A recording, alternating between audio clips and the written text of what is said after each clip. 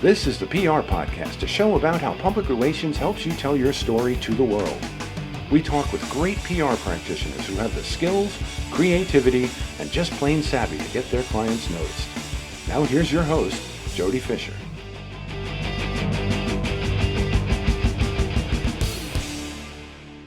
Hey everyone, and welcome to the PR Podcast. I'm Jody Fisher. Thanks for joining us. Well, this week's PR Podcast plug goes out to our friend of the podcast, Molly McPherson, and her excellent TikTok account. Now, if you follow Molly on social media, and she's on just about every platform, and you should be following her if you're anywhere close to PR, you know that she is the queen of crisis communications. Now, there are lots of people who talk a good game on crisis, but Molly's actionable and smart approach to helping her clients turn crisis into opportunity, I think, is just fantastic. So we're calling out Molly with her TikTok account as a great way to get to know her and her perspective on crisis. She uses her TikTok account in a really interesting way. She's a terrific storyteller. You can find her at Molly B. McP. So that's MOLLYBMCP. Check her out on TikTok, give her a follow, and learn from the best. Now, if you want a PR podcast plug, send us a DM on Twitter at the PR Podcast, and we will plug your passion project in an upcoming episode. Now on to our guest. Let's get right into the show. Sergy is a Canadian-based communication professional and public speaking geek. She has helped, I love geek.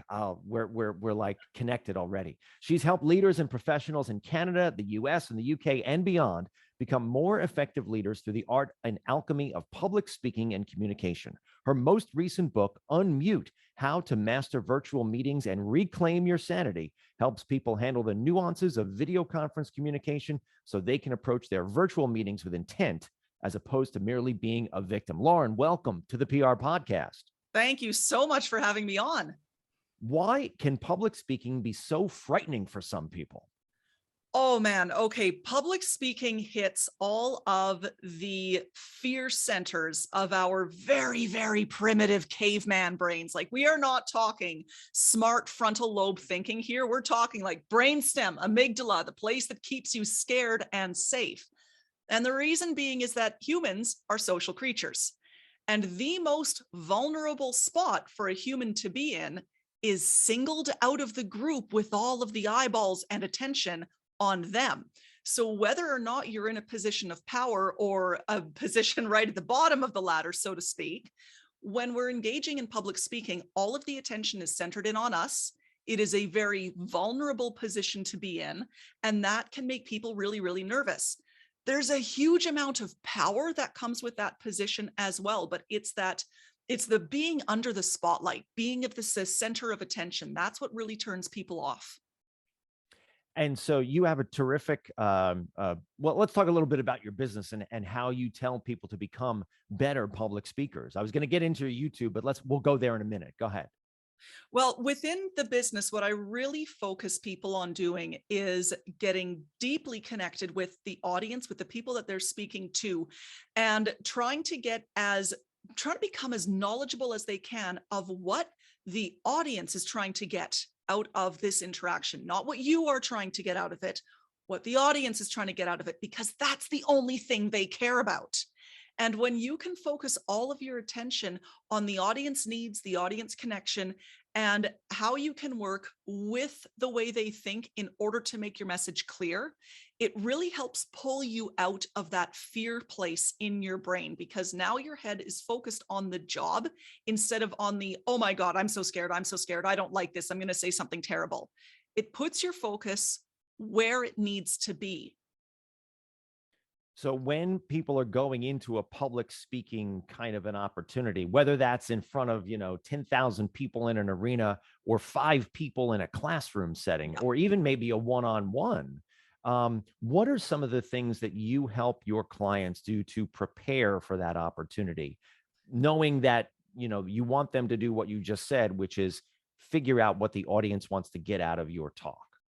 Well, a big thing to remember is that the audience size doesn't matter. The goal is the same, to forge a connection with them, to figure out what it is they need to hear. So the first thing that I have people do is identify the purpose of the conversation or of the talk or of the interview, whatever it might be. what are people trying to get out of it? And then you kind of reverse engineer your game plan in terms of what you are going to communicate and how you're going to craft the message from there.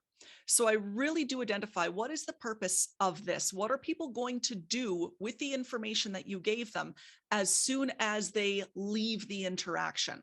So if it's a presentation, do you want them to go out and buy your product? Do you want them to go out and say something positive about your company? If it is an interview, do you want them to think more highly about your brand reputation? Do you want them to say maybe, oh, hey, I didn't realize that that group was so cool, I'm going to look at them again?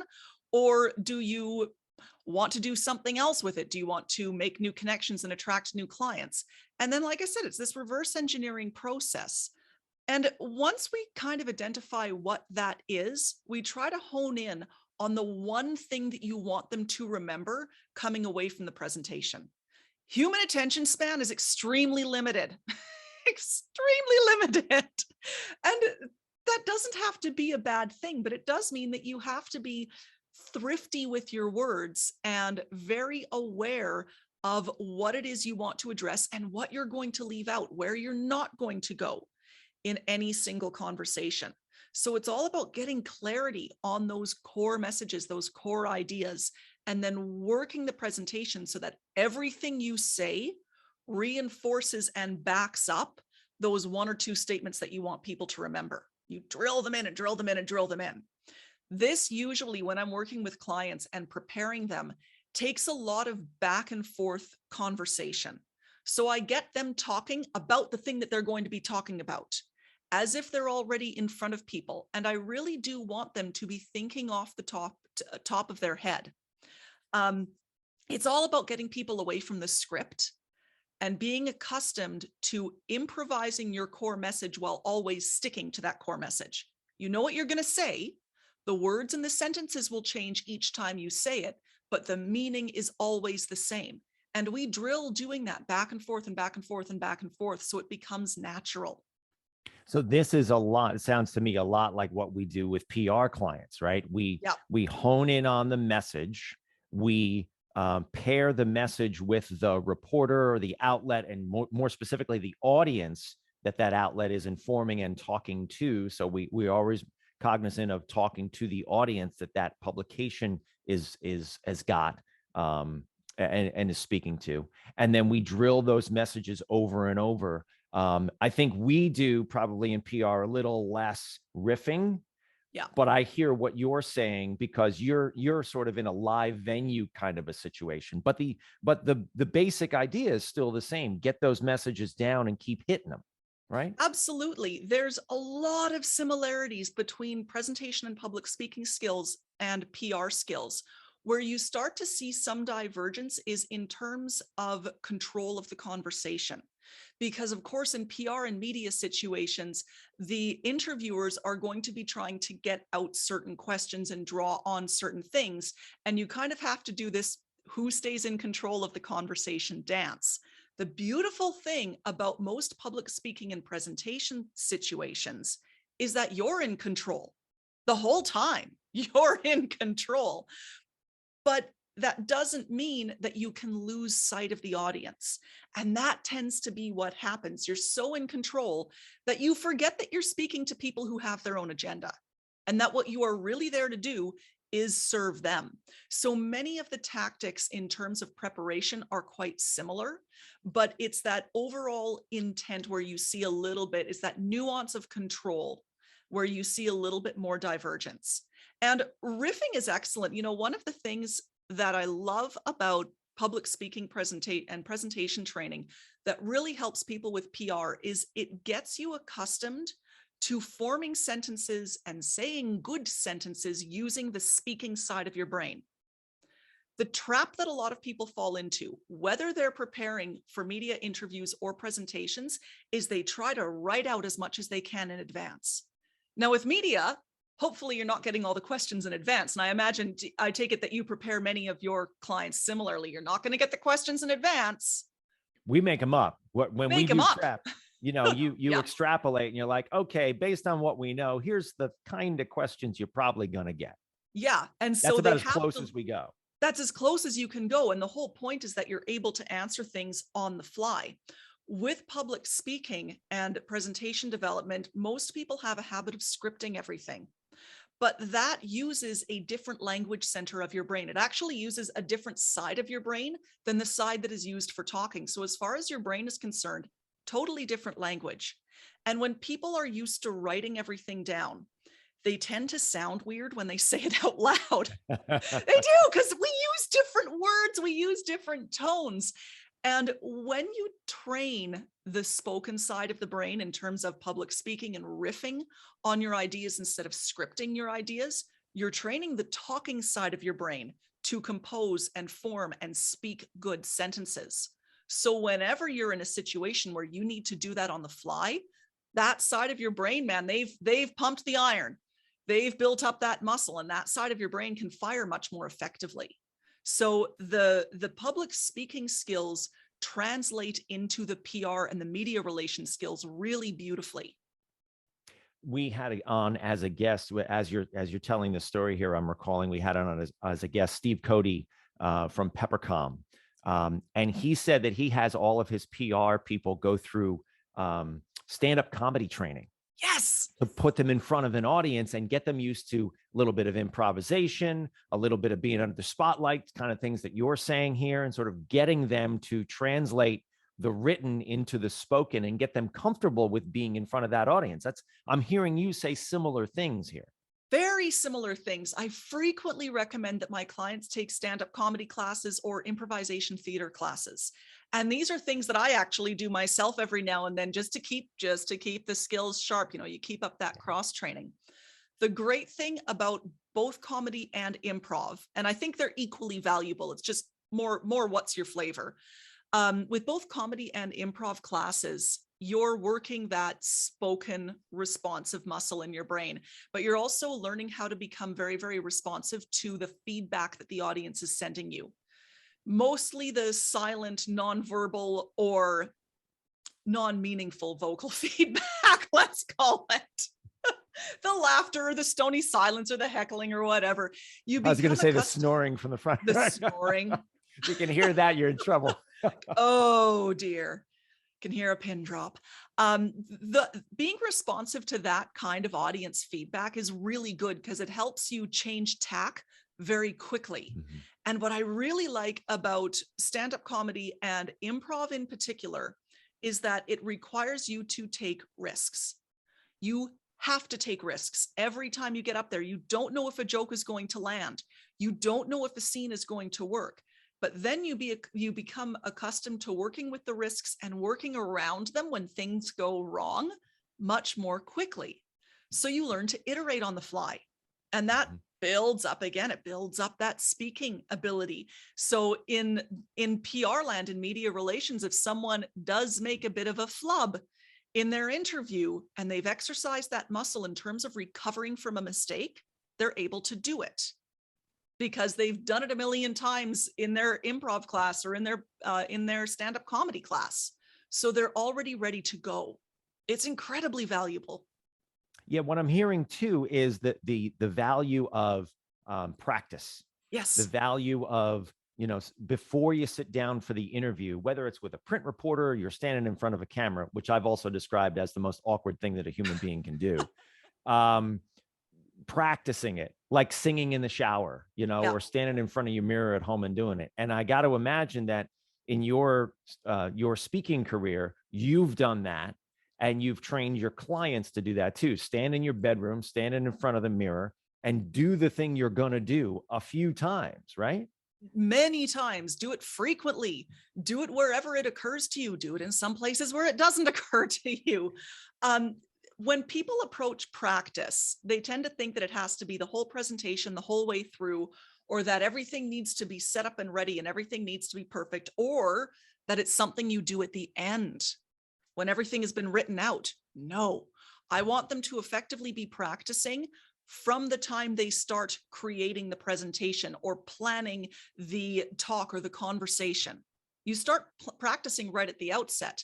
And what I do to make this easier on people, as well as to make it more effective, is that I integrate practice with content development. So yes, people are allowed to write out some of what they want to say, to get their brain going, to capture some good ideas. But as quickly as possible, I want them to get away from the keyboard, away from the pen, and standing up and speaking the content out loud, improvising the content out loud, hitting the points that they've jotted down that they want to make, but doing it in the spoken voice. Because again, now you're activating the right areas of the brain, the right communication centers, but also every time you do it out loud, that's a practice session. And maybe you don't have a single good sentence in one practice session, but it's still part of it. It's rinse, wash, repeat, keep trying, try something new, make the mistake, see if you can move through the mistake and recover from it. And then you keep going. So you want to be practicing the whole way through. Now, this might be something that you do, Jody. I find many communication geeks do. This is definitely something I do. We talk to ourselves. Do you talk to yourself? Yes. Yes. Amen. I love a good conversation. Oh, Absolutely. hell, we're the best conversationalists All the time. All the time. But the funny thing is that talking to ourselves is a form of practice for talking to other people. You're getting the stuff coming out of your mouth. You're rinse, washing, repeating very quickly, several times in a row. So you can sneak in practice all over the place. And I will tell my clients, practice in the shower. If you get an idea while you're out walking the dog, start talking through that idea right loud immediately. That's actually, out walking is one of my favorite places to practice because it gets the blood pumping. I have to be paying a bit of peripheral attention to what's going on around me. So that kind of mimics the distractions that you come up against when you're actually giving a presentation, but I'm still hammering through that out loud content. My neighbors think I'm nuts. By now, after 10 years of living all in you this got to do is neighborhood, hold the phone up like you're talking to somebody, and then it's good. exactly. If you feel self-conscious, put in a pair of earbuds and just act like you're on a phone conversation. But all of these times in the car, while you're waiting at the train that will never stop crossing the road, when you're washing the dishes, all of these times are great opportunities to start running over some of those core points that you want to make and just see what comes out. So this way you can sneak in, 5 rounds of practice in a single day. Each one of them might have only lasted 5 to 10 minutes, but it ends up netting you a huge amount of spoken practice by the time you give your talk or you have your interview or whatever it is.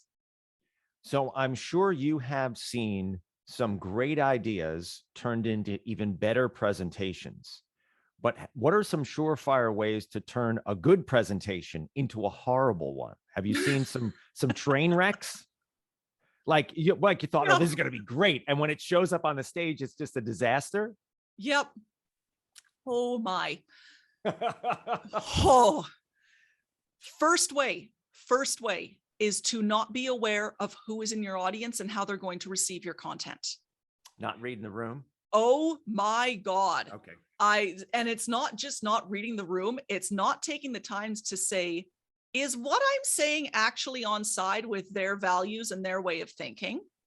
So I have seen presenters who have had otherwise fantastic talks for that audience come up to this audience and basically insult the living daylights out of them within about 5 minutes because there was such a values mismatch and they never thought, hey, I might need to make a few adjustments here.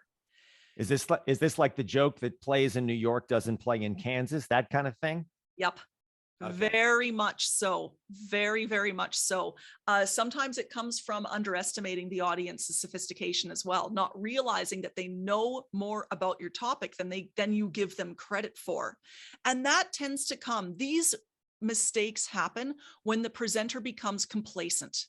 So very often it's also a sign of boredom on the part of the presenter. They've done this talk so many times that it isn't fresh and interesting to them. So they're just, I'm going to go off of muscle memory. I walked into that buzzsaw one time. Holy mackerel. Tell me about that.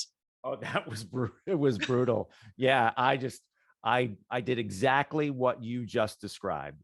And they just went right past what I was saying. And they hit me with a whole bunch of questions that I was not prepared for. Yeah. And it's the last time that I went into into a public speaking scenario that lazy. Yes. And I was like, oh, I got this. I didn't even review my notes. It was just, forget it. Yep. I'm good. And this mistake can happen very easily because we do get bored with our content, or we're tired, or we're stressed, or there's so many other things that we do, and this just isn't something that's going to take the time. And then you get complacent or lazy or neglectful, and then you slip up. So for anyone listening, if you've made this mistake, it's okay. We have too. Just try not to do it again. The next things that absolutely kill a good presentation is terrible slide decks.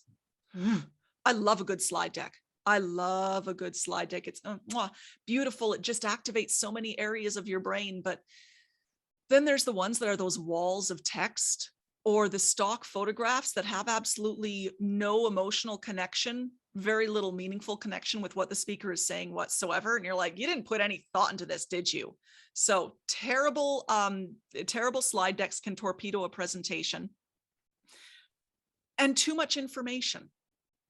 So the kitchen sink presentations, that is such a sneaky one, because we want to give people good value, right? It usually comes from a very, very good place. The presenter wants to give all of this info, or they think they have to give a ton of information to give a good talk. And they end up just snowballing the audience with so much that they don't remember anything, at all. And that process of saying, okay, how much is just enough, can be really difficult, because you now have to pull yourself out of your own expert brain and say, there's all this interesting stuff. I see the whole picture of what I want to talk about in front of me, but I've got to pick like 2 or 3 points. There's 10 good ones and I love them all. Nope. You can have 2 or 3 and that's it, because that's all they can handle. So that process of editing it down is really, really hard, but you have to do it to create a tight presentation. Yeah, I especially am keying in here on what you're saying about the slide decks. And that comes into play, especially in my business, when we're talking about new business presentations, or even a presentation to an existing client. And the challenge is to load up the deck, or I guess the thing you want to do is load up the deck with all that information. But then it gets up on the screen, and the last thing you want to do is read that slide. Yeah. Which is just death, right? Yep. If you want to throw the text up, fine, narrate the text. Or better yet, throw up, as you're saying, a couple bullet points and then narrate through those bullet points, but never, ever read. Never, ever read. And I'll tell you what the worst offenders are, Jody: graphs and charts. Those are the absolute worst offenders. They have the guise of being meaningful. They look like they should impart and bring great enlightenment to whatever it is you're speaking about. Here are the numbers, here's the proof, here's the evidence. But they are overwhelmed city. And the tricky thing with them is that you have to remember that the people looking at the graph did not write the graph, did not create the graph, and don't know how to interpret it right off the bat. To you, it's obvious. You created it. You know how to read it. They don't. So and they're now always going to interpret it through their lens, not through yours. Through their lens and not through yours. Right. And then we tend to present things on graphs that are desperately important to our work, but not important to the audience's understanding of that work. And so again, you're just muddying the waters because it's too much of the wrong information. So if someone's going into a public speaking opportunity, right? Whether it's, like we said, the arena, the boardroom, the one-on-one interview with the reporter, is there one thing that they can do either to give themselves the confidence that they need or to execute well? I mean, what's the one thing that everybody needs to do?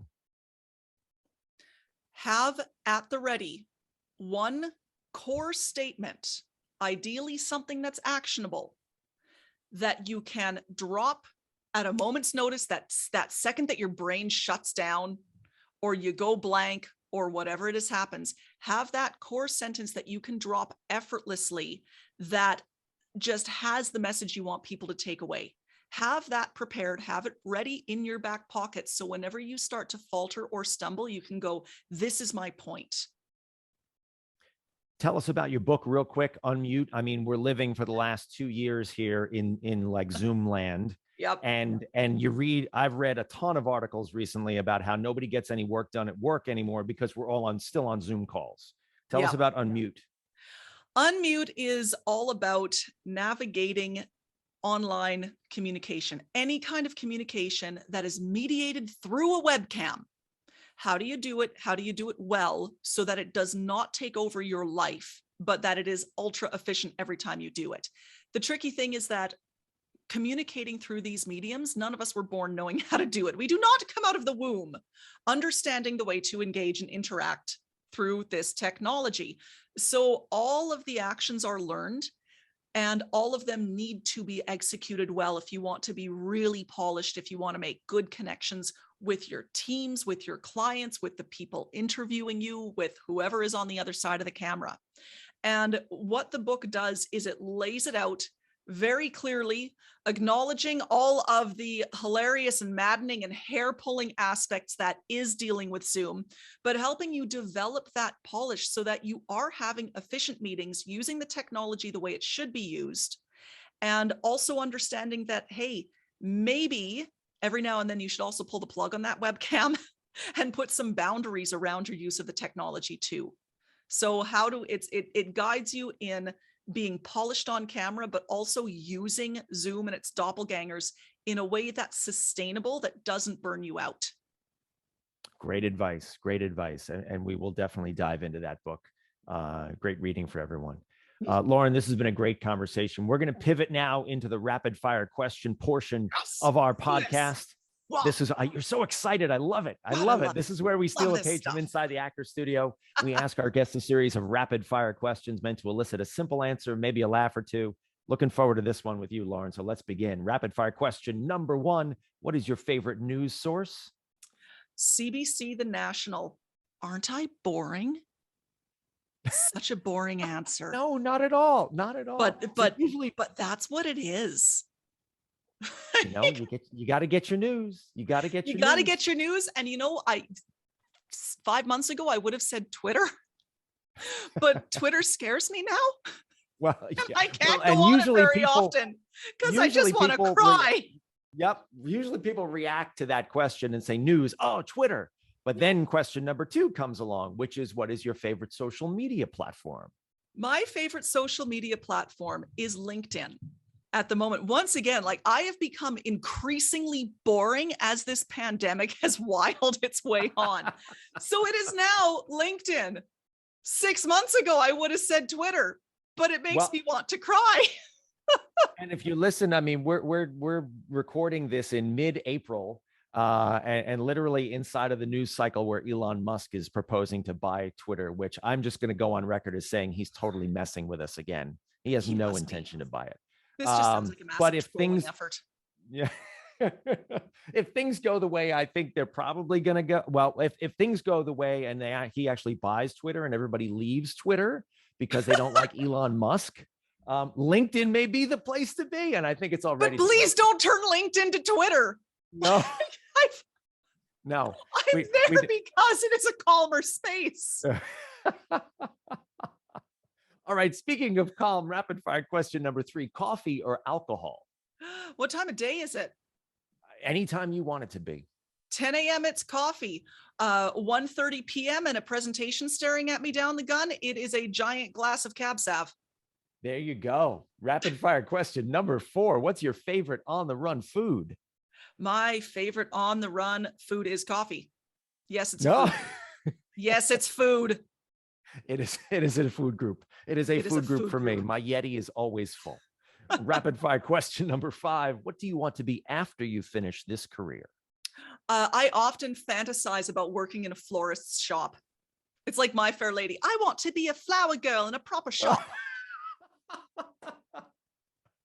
I will make pretty bouquets all day. Well, sounds good to me. We need more flowers in the world. Well, Lauren, this has been a great conversation. Please let people know how they can find you online. Best place to find me is at laurensergy.com, LAURENSERGY.com. Or if you'd like to check me out on LinkedIn or YouTube, I've got a pile of really great videos on YouTube. Just type in Lauren Sergy into their respective search engines and you will find me. Fantastic. Thanks again, Lauren. And thank you, everyone, for listening. Please remember to subscribe to the show, connect with us on Facebook, Twitter, and Instagram at the PR Podcast, and send us a question or a comment. Our intro is by Christopher Appold. You can find him and his fantastic photography on Instagram at Christopher_APPOLDT. Check him out there and hire him for all your photography needs. You can find me online at Jody Fisher on all the socials and on the web at jodyfisherpr.com. We'll see you next time on the PR Podcast.